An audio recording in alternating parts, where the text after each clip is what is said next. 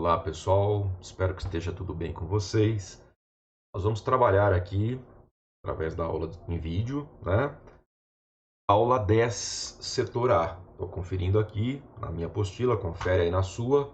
Aula 10 do setor A. Antes da gente começar a aula, quero mostrar para vocês aqui, ó, uma coisa interessante. Um vídeo, na verdade, né? Uma situação física que tem a ver com o título da aula, princípio da inércia. Olha só, nós temos aqui uma rede, tá? Essa rede está presa, né? Está pendurada, está na horizontal. E aqui a gente tem, né, alguns fragmentos, né? Cascas de árvore, folhas secas, tá? Olha o que vai acontecer. Uma pessoa vai cair aqui, ó. Ela já está caindo aqui, ó. Está pausado, né? A pessoa vai cair na rede, ó. Olha que louco. Quando ela cai, ela empurra a rede para baixo. E a gente tem a impressão que o material que está apoiado em cima da rede, ó, parece que ele dá uma flutuada, né? Tá certo? Parece que ele tem uma tendência a continuar parado, né? Olha só que interessante, tá? Então é sobre isso que a gente vai falar. Este é o assunto que vai ser abordado aqui na nossa aula, tá? Nós vamos falar sobre essa tendência de um corpo que está parado continuar parado, se estiver movendo, continuar se movendo em MRU, famosa lei ou princípio da inércia, tá certo? Então nós vamos fazer aqui, ó, uma apresentaçãozinha, né, de slides. Vamos fazer a aula aqui como se a gente estivesse na sala de aula, só que projetando os slides na tela. Tá legal? Então vamos lá. Na sua apostila está escrito lá, o princípio da inércia em função da tendência natural do movimento dos corpos. Corpos em repouso tendem a permanecer em repouso. Exatamente o que a gente viu ali no vídeo, né? Aquele material que estava em repouso sobre a rede, quando a rede desceu muito rapidamente, empurrada pelo corpo da pessoa, esse material, né? É claro que ele caiu, né? Mas parece que ele quer continuar parado, né? Ele tem uma tendência de continuar parado. Na verdade, ele não continua, né? Ele cai também, porque ele é puxado pela força-peso, né? Agora, corpos que já estão se movendo tendem a continuar se movendo, só que aí tem um pequeno detalhe, né? Não é se movendo em qualquer movimento, é se movendo em movimento retilíneo e uniforme, né? Se você tiver uma coisa girando, por exemplo, no movimento circular, né? A tendência dessa coisa que está girando é sempre sair pela tangente, tá? Se você puxar para o centro, talvez você consiga mantê-la em movimento circular, mas a tendência é sempre de escapar em MRU numa direção tangencial. Tá legal? Então isso é muito importante na dinâmica, né? A gente vai somar as forças aplicadas para achar a resultante. Então, geralmente os exercícios de dinâmica começam com a colocação das forças, né? As forças aplicadas. Coloca lá todas as forças, tá? Acha a resultante. Por qual método? Aquele que você quiser. A gente viu poligonal, regra do paralelogramo, projeções, né? Qual que é o método que você mais gosta, que você se sente mais confortável? Tenta usá-lo para achar a resultante. É a resultante que vai tirar um corpo do repouso e colocá-lo em movimento, né? Assim como é a resultante que vai alterar o movimento do corpo que previamente existia, tá? Então a resultante é quem vai provocar uma aceleração. E pela aceleração a gente vai saber como é que é o movimento. Agora, quando se trata das situações cobertas pelo princípio da inércia, o que acontece? Se eu somar todas as forças e der zero, então a resultante é zero. A aceleração é zero. Então esse corpo não modifica o vetor velocidade em nenhum dos seus três aspectos, né? Se a velocidade é zero, ele continua com velocidade zero, portanto ele está em repouso. Mas se a velocidade é diferente de zero, ele segue em MRU, tá certo?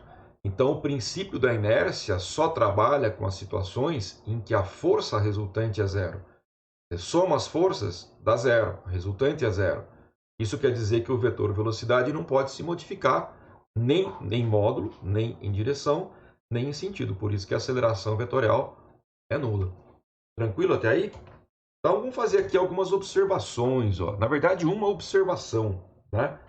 Mas olha só, caso um corpo não esteja em repouso ou em MRU, quer dizer, se um corpo não estiver nessa situação, nem de repouso, nem de MRU, então você está negando o princípio da inércia, percebe? Ou seja, ele, né, esteja com velocidade variável. Então, necessariamente, sua taxa temporal de variação de velocidade, ou seja, a sua aceleração, será diferente de zero, né? Se você negar o princípio da inércia, se a resultante não for zero, a aceleração não vai ser zero. Né? Então, o cara não está nem em repouso, nem em MRU. Né? Então, certamente a resultante tem que ser diferente de zero. Então, se a resultante é zero, ou é repouso, ou é MRU. Se você detecta uma situação em que não é nem repouso, nem MRU, então a resultante não pode ser zero. Né? É a negação do próprio princípio. Então, colocando isso de uma forma um pouco mais matemática, né? Se a resultante é zero, a aceleração é zero. Aceleração vetorial, né? Se a resultante é diferente de zero, a aceleração vetorial é diferente de zero. Tá claro isso? Beleza? Bom, só para ficar bem claro, para completar aqui o slide. Então, quando a resultante é zero, a aceleração vetorial é zero, eu tenho repouso ou MRU.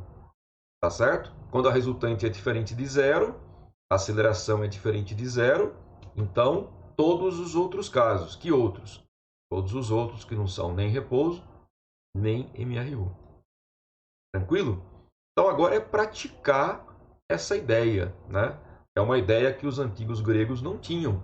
Eles achavam que para existir um movimento sempre tinha que haver força, né? Na verdade, se a resultante for zero, ou você não tem força nenhuma, ou todas que tem se anulam, é como se não houvesse força.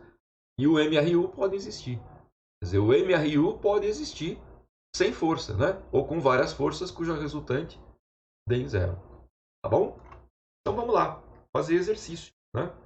Situação comum, situação típica, né? Você andando de ônibus ou de carro, né? Todo mundo já experimentou essas sensações. Quando estamos dentro de um ônibus ou carro, alguns efeitos curiosos acontecem quando a velocidade vetorial do veículo varia. Imagine que você esteja em pé dentro de um ônibus em 3 momentos diferentes que podem ocorrer quando viajamos de ônibus. Quais são os 3 momentos ou possibilidades, né? Estão aqui numeradas, 1, 2, 3. Quando o ônibus acelera em linha reta, iniciando o movimento. Quando freia, em linha reta, após visualizar um obstáculo. É estranho que não é o ônibus que visualiza o obstáculo, né? O motorista, claro, né? Mas aqui a frase está escrita de uma maneira simples, né? Mas todo mundo entendeu. Ou quando o ônibus executa uma curva. O que acontece se você está dentro do ônibus ou de um automóvel em que essas situações ocorrem, né? Uma largada, né? Uma freada, largada e freada em linha reta, ou então uma curva. O que acontece? Ele fala aqui, quando o ônibus acelera ou retarda em linha reta, ou faz uma curva, temos a impressão de que estamos sendo jogados para trás, para frente e para fora da curva. Quer dizer, quando ele acelera na arrancada, a gente tem a impressão de ser jogado para trás. Quando ele breca, a gente tem a impressão de ter sido empurrado para frente. Né? E se ele faz a curva? A gente tem a impressão de ter sido empurrado para fora da curva. Né? Na verdade, pessoal, não há força nesses casos, né? Não há força que nos empurre para frente ou para trás. Existe o quê? A inércia, né? Se eu estou parado e o ônibus arranca, eu tenho a tendência de continuar parado. Por isso eu tenho a impressão de que em relação ao ônibus, eu fui empurrado para trás. Se ele freia, ao contrário, eu já estou andando junto com o ônibus, ele freia, eu não freio. Eu tenho a tendência de continuar me movendo para frente. Aí eu tenho a impressão de que eu fui jogado para frente, né? Por isso que olha na figura, né? Geralmente o cara está andando de ônibus, ele está segurando, né? Nesses ferrinhos aqui que tem dentro do ônibus, né? Ou alças, né? Por quê? Justamente para que ele possa se manter solidário ao ônibus, né? Tá? Bom, então ele vai questionar o seguinte, né? Qual é a afirmativa correta? Estamos de fato sendo jogados, pois nossas sensações evidenciam que há uma força nos empurrando. Não, nós temos uma sensação de força. A aceleração provoca uma sensação de força, mas não existe uma força no sentido verdadeiro da palavra, né? Quando o ônibus acelera, iniciando o movimento, o passageiro não é de fato jogado para trás. Bom, isso é verdade. Até aqui está certo. Na verdade, ele tende a se movimentar para trás. Estragou tudo, né? Porque ele não tende a se movimentar para trás, né? Quando o ônibus acelera, ele tende a ficar parado em relação ao chão e não a se movimentar para trás, tá? Então já era, né? Então aqui estragou a frase, tá errado também.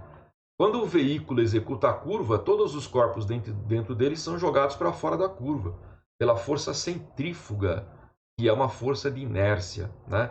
Isso aqui é meio perigoso, né? De fato, existem forças fictícias, que são essas sensações de forças. A gente pode até matematizar essas situações, mas elas não são força ao pé da letra, né? Não existe, na verdade, uma força centrífuga, né? Se eu olhar para fora, eu vou ver que se o ônibus fez a curva, ele recebeu uma força resultante centrípeta. Quem está dentro do ônibus fez a curva junto com o ônibus também recebeu uma resultante para o centro, né? Então essa frase também não é boa, tá legal? Bom, sobrou a letra D.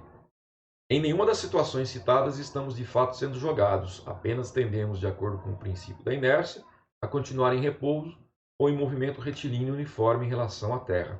Ah, isso tá legal, né? Então, todas as situações descritas estão de acordo com o princípio da inércia. Tá legal? Vamos em frente. Agora nós temos os exercícios 2 e 3 que se referem a drones. Ele está explicando ali que drones são veículos aéreos não tripulados que podem ser controlados à distância. Eles têm diferentes aplicações e dentre elas a captura de imagens é uma das mais importantes. Verdade, né? Aqui a gente está vendo um cara, né, que está pilotando o drone aqui, ó, à distância, né?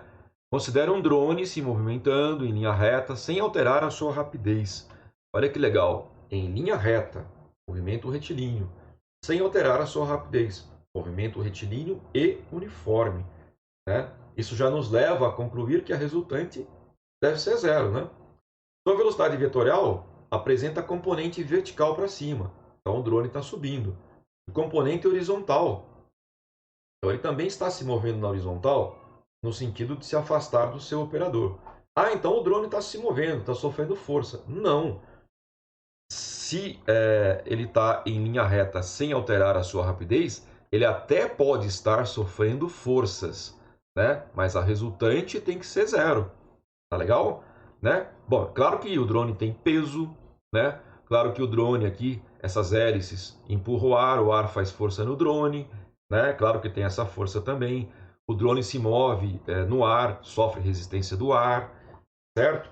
Mas certamente a resultante é zero. Então, o exercício 2 fala assim: quais são as características da resultante das forças do drone? Caramba, acabamos de ver, né? Se está em MRU, resultante zero, já era. Então, letra A diferente de zero, letra B diferente de zero já estão excluídas, né? Letra C, é zero apenas quando o drone se movimenta na direção horizontal. Não, né? Se ele está em MRU, não interessa a direção. A resultante é zero, né? Então é zero independentemente da direção do seu movimento. Opa, essa tá boa. É mais intensa que a velocidade. Não tem como comparar, né? Resultante com velocidade, tá? A gente só pode comparar força com força, velocidade com velocidade e assim por diante, né? Então é mais intensa que a velocidade vetorial quando ele atinge maior velocidade possível. Essa frase fisicamente, inclusive, não tem nem sentido. Tá legal? Então marca aí a alternativa D de dado. Número 3, para terminar a aula. Quais as características da força de resistência do ar? Cuidado que agora ele está falando da resistência do ar. E ele está mostrando uma figura, ó, em que o drone está inclinado, está aqui, né, a câmera fazendo as imagens embaixo do drone. Repare que tem uma força inclinada, né? Esta é a força que o drone sofre do ar por causa do movimento das hélices. Tem o peso vertical para baixo, né? Ele quer saber a resistência do ar. Ela é zero. Veja só, se nós tivéssemos só essas duas forças, ao somá-las, não daria zero a resultante. Mas a resultante tem que ser zero, né? Então tem que ter uma terceira força aqui. Tem que ter uma terceira força para dar uma resultante igual a zero. Porque aí eu vou somar a força F com a força peso, e essa força que eu suponho seja a força do ar, a resistência do ar, né? Se eu somar nessa ordem, eu vou encontrar um triângulo fechado. Quer dizer, a última força, a pontinha dela, F do ar, vai coincidir com a origem da força F. Tá? Então, vou fazer o desenho aqui na figura. Ó. Eu já vou deixar a força F que está desenhada aqui. Tá? Vou colocar a força peso, né, que é vertical para baixo, 2 quadradinhos. Ó. Emendei a força peso. Estou usando o método poligonal. E agora eu sei que a resistência do ar, quando for emendada na pontinha de F, ela vai ter que terminar na origem da força F. Então, a resistência do ar está aqui. Ó. A pontinha dela termina na origem da força F. Foi a primeira que eu usei. Tá? Então, esta é a força de resistência do ar. Ela é zero? Não. Sua intensidade é 5? Está na cara que não. Ó. Porque o quadradinho vale 5. Né? Cada quadrícula dessa vale 5. Então, eu estou vendo que ela é maior que a lateral de um quadradinho. Então, A e B estão automaticamente descartadas. Né? Dá para calcular a força do ar? Claro que dá. Né? Eu posso pensar nesse triângulo, ó, amarelinho. É um triângulo retângulo. Tranquilo? Eu tenho 2 quadradinhos aqui. Então, 2 vezes 5. Eu tenho um quadradinho aqui. Então, um cateto vale 2 vezes 5. Outro cateto vale 5. Então, eu vou dizer que a hipotenusa ao quadrado é a soma dos quadrados dos catetos. Putz, aqui eu cometi um erro. Né? Eu fui digitar a força do ar e escrevi resultante. Por gentileza, você corrige aí. Garanto para vocês que o ano que vem esse slide vai estar perfeito. Né? Você não vai estar na escola para ver, mas eu vou corrigi-lo. Tá bom? Olha aí, então aqui é a força do ar, tá? Desculpa aqui o erro. Força do ar ao quadrado é 2 vezes 5 ao quadrado, que é esse cateto, mais 5 ao quadrado, que é esse outro cateto. Então, fazendo a continha, ó, 2 ao quadrado, 4, 5 ao quadrado, 25. 4 vezes 25. 5 ao quadrado, 25.